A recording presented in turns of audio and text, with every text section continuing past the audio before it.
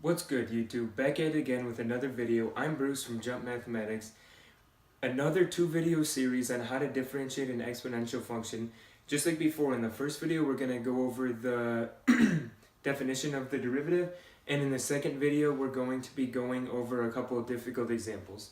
So first we'll start off f of x equals a to the x, a general exponential function. So we know that f prime of x, by the definition of the derivative, is lim as h goes to 0, f of x plus h minus f of x over h. We've seen this before. This is just the definition of a derivative. Now what we're going to do is we're going to substitute a to the x for f of x. So this should be lim as h goes to 0, a to the x plus h minus a to the x over h. Now just like before, we have the h on the bottom and the h goes to 0. So what we're going to do is a little bit of clever algebra in order to be able to compute what this derivative should be. So this, I noticed that the a to the x and the a to the x here are both a common factor. So what I'm going to do is I'm going to pull out an a to the x.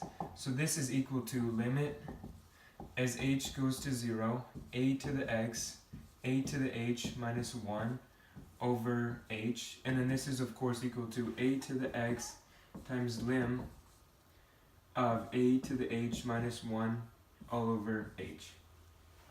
Now, I was able to go from this step to this step because this factor right here in the box, a to the x, does not have anything to do with h. So as h is changing, a to the x just stays constant, so I can pull it out. This right here is just a constant. As you let h approach 0, this is just going to approach some number. Let's just call it k. And then times a to the x. So the derivative of a to the x is k times a to the x. Now, this is really important because this says that the derivative of an exponential function is directly proportional to the exponential function itself. The way we write that is d by dx, a to the x. This little guy right here means directly proportional to a to the x, a constant multiple of itself. This k, in particular, is going to be natural log a. This number right here, as h approaches 0, you should verify on your calculator by typing in smaller values of h, 0.1, 0.01, 0.001, 0.0000000, a bunch of zeros and then a 1. You see that this number is going to be approaching natural log a. So in all, the derivative a to the x is equal to a to the x times natural log a.